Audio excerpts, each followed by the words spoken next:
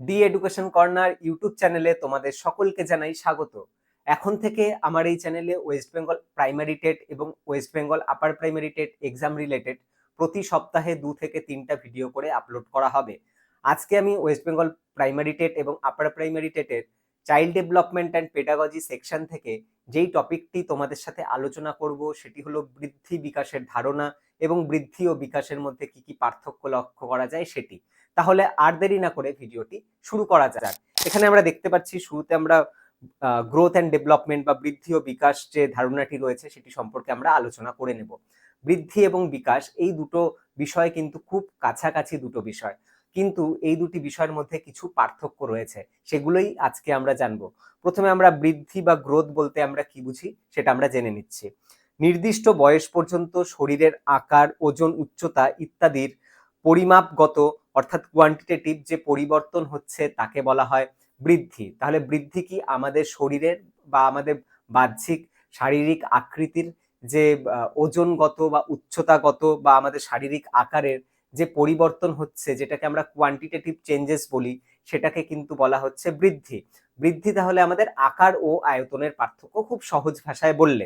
এখানে ইংরেজিতে লেখা আছে growth means the increases in a child's height, weight, size and other physical measurement up to a certain age. It is a quantitative change which means it can be measured. তাহলে এখানে আমরা কি জানলাম? বৃদ্ধি হলো আমাদের যে ফিজিক্যাল আসপেক্ট বা আমাদের যে ফিজিক্যাল ডেভেলপমেন্ট, সেটাকেই বেসিক্যালি বৃদ্ধি বলা হয়।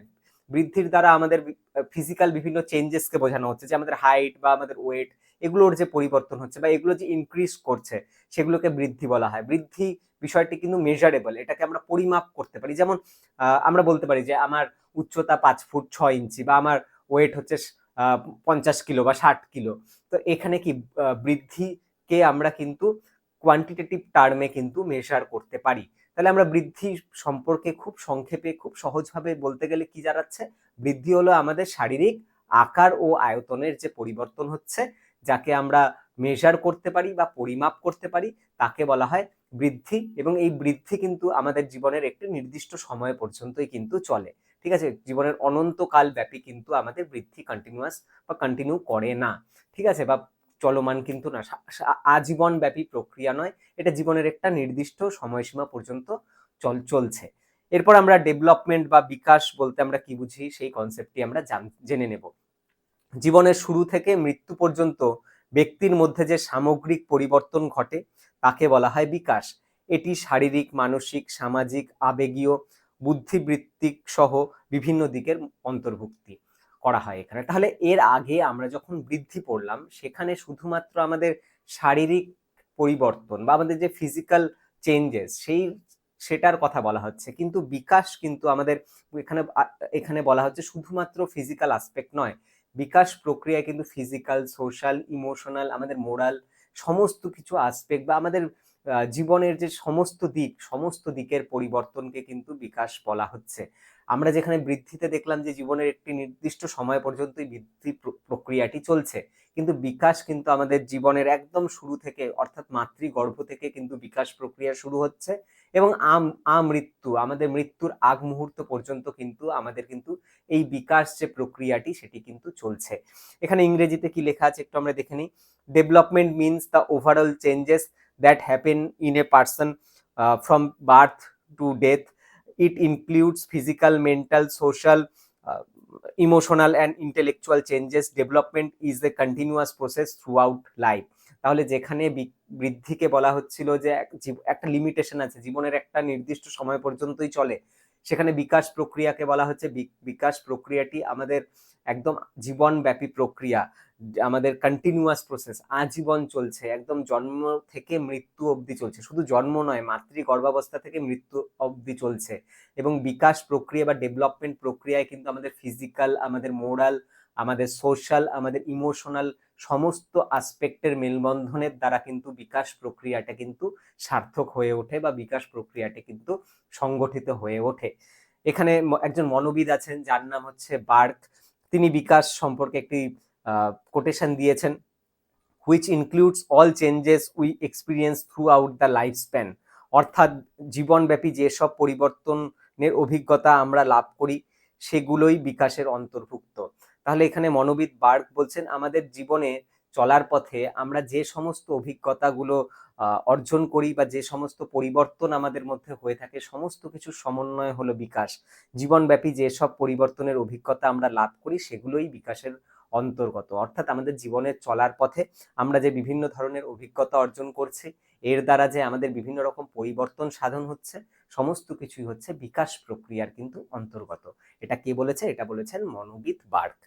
এখানে এক নজরে এখানে আমাদের একটা ছোট্ট পার্থক্যের মতো করা আছে। বিকাশ বৃদ্ধি হলো কোয়ান্টিটেটিভ বা পরিমাপযোগ্য, নির্দিষ্ট বয়স পর্যন্ত বৃদ্ধি হয়ে থাকে। বৃদ্ধি মূলত শারীরিক পরিবর্তনকে বোঝানো হয়। তাহলে খুব সহজ ভাষায় বললে বৃদ্ধি একটি নির্দিষ্ট বয়স পর্যন্ত হয়ে থাকে। বৃদ্ধি মূলত আমাদের শারীরিক পরিবর্তনকে বোঝাচ্ছে। বৃদ্ধি হচ্ছে কোয়ান্টিটেটিভ বা পরিমাপযোগ্য। অন্যদিকে বিকাশ হচ্ছে সামগ্রিক প্রক্রিয়া। এটি জন্ম থেকে মৃত্যু পর্যন্ত চলছে। আমাদের শারীরিক, মানসিক, আমাদের প্রাক্ষবিক, আমাদের এই সমস্ত দিক, জীবনের সমস্ত দিকের কিন্তু একটা সামগ্রিক ধারণা হলো বিকাশ প্রক্রিয়াটি। ঠিক আছে, তাহলে এখানে আমরা বৃদ্ধি এবং বিকাশ প্রক্রিয়াটির সাধারণ ধারণা লাভ করলাম। এবার আমরা বৃদ্ধি ও বিকাশের পার্থক্য তোমাদের সাথে আলোচনা করব। এখানে আমরা দেখতে পাচ্ছি বাঁ দিকে বৃদ্ধি বা গ্রোথ সম্পর্কে বিষয়গুলো দেওয়া রয়েছে এবং ডান দিকে বিকাশ বা ডেভেলপমেন্ট সম্পর্কে বিভিন্ন পার্থক্যগুলো দেওয়া রয়েছে। 1 নম্বর পয়েন্টটি আমরা দেখে নিচ্ছি। এখানে বলা হচ্ছে বৃদ্ধি হলো পরিমাপযোগ্য। ইট is A quantitative changes can be measured. তাহলে বৃদ্ধি প্রক্রিয়াটি হলো কোয়ান্টিটেটিভ। কোয়ান্টিটেটিভটা কি? যেটা হচ্ছে আমাদের সংখ্যা মানের দ্বারা প্রকাশ করা হবে। কার কতটা হাইট, কার কতটা ওয়েট, এগুলো কিন্তু একটা নির্দিষ্ট ডিজিট, একটা নাম্বারের দ্বারা কিন্তু প্রকাশ করা যায়। তাই বৃদ্ধিকে বলা হচ্ছে পরিমাপযোগ্য। বৃদ্ধিকে কিন্তু কার কতটা বৃদ্ধি হয়েছে, 5 বছরে একটা বাচ্চার কতটা বৃদ্ধি হলো, কতটা তার আয়তন বাড়লো, কতটা উচ্চতা বাড়লো, সেটা কিন্তু আমরা পরিমাপ করতে পারি। তাই বৃদ্ধিকে পরিমাপযোগ্য বলা হচ্ছে বা কোয়ান্টিটেটিভ। গ্রোথ হলো কোয়ান্টিটেটিভ। অন্যদিকে বিকাশ বা ডেভেলপমেন্ট হচ্ছে কোয়ান্টিটেটিভ অ্যান্ড কোয়ালিটেটিভ, পরিমাপগত এবং গুণগত। It includes both quantitative and qualitative changes.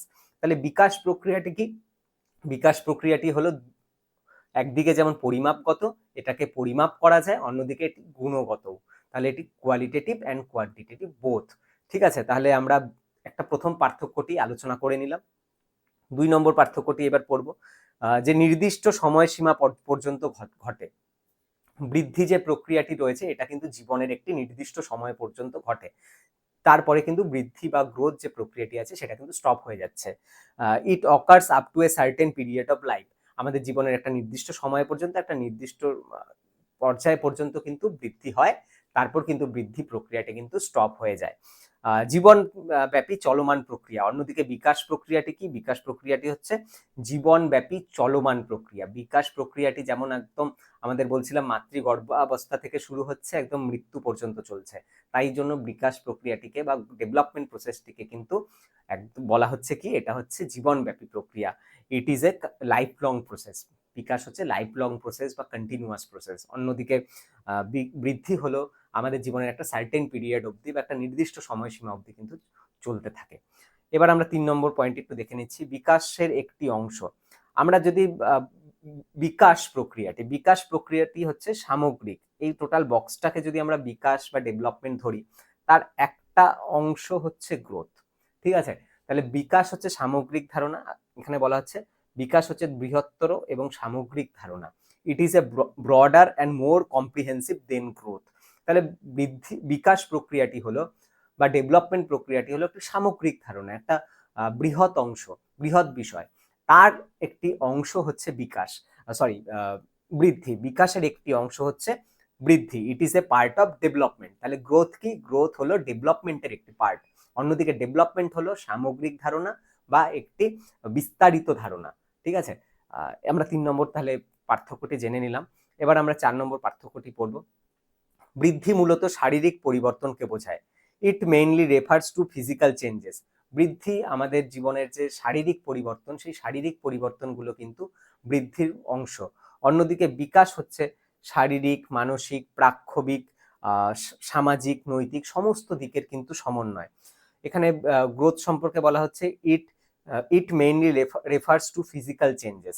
Growth হচ্ছে আমাদের ফিজিক্যাল চেঞ্জ, অনলি আমাদের ফিজিক্যাল চেঞ্জ বা ফিজিক্যাল অ্যাসপেক্টের সাথে রিলেট করে হচ্ছে বৃদ্ধি। অন্যদিকে বিকাশ হচ্ছে কি, it includes physical, mental, emotional, social, moral and other changes. অন্যদিকে বিকাশ আমাদের সামগ্রিক পরিবর্তনের সাথে রিলেট করে। একদিকে বৃদ্ধি হলো মূলত শারীরিক, অন্যদিকে বিকাশ হলো আমাদের সামগ্রিক পরিবর্তন। এখানে খুব সহজ একটা সুন্দর কথা বলেছে, এক কথায় বৃদ্ধি হলো আমি কতটা বড় হলাম, এবং বিকাশ হলো আমি কতটা পরিবর্তিত হলাম। বিকাশ যে ধারণাটি রয়েছে সেটা আমাদের সামগ্রিক পরিবর্তনের সাথে রিলেট করে। অন্যদিকে বিকাশ যে ধারণাটি রয়েছে এটা আমাদের আকার আয়তনের পরিবর্তন বা আকার আয়তনের যে চেঞ্জ হচ্ছে তার সাথে রিলেট করে। তাহলে আজকে আমরা বৃদ্ধি ও বিকাশ যে ধারণাটি রয়েছে সেটি জানলাম, এবং বৃদ্ধি ও বিকাশ এই দুটি ধারণার মধ্যে যে পার্থক্য রয়েছে সেটিও জানলাম। তাহলে আজকের ক্লাসটি যদি তোমাদের ভালো লাগে তাহলে ভিডিওটি অবশ্যই লাইক করবে, আমার চ্যানেলটি সাবস্ক্রাইব করবে এবং তোমার বন্ধুদের সাথে শেয়ার করবে। আমার এই চ্যানেলে পরবর্তীকালে WB TET exam related paid batch শুরু হতে চলেছে। সেটি অনলাইন এবং অফলাইন দুটি মোডেই অ্যাভেলেবেল। তোমাদের যদি কারো সেই কোর্সটি নেওয়ার ইচ্ছে হয় তাহলে আমার সাথে কন্ট্যাক্ট করতে পারো। ডেসক্রিপশন বক্সে আমার নাম্বার দেওয়া থাকবে, সেখানে তোমরা নির্দ্বিধায় ফোন করে এই এক্সাম রিলেটেড যে কোনো সমস্যার সম্মুখীন হলে বা যে কোনো কোয়ারিজ থাকলে তোমরা আমার সাথে শেয়ার করতে পারো। তাহলে দেখা হচ্ছে পরের ভিডিওতে।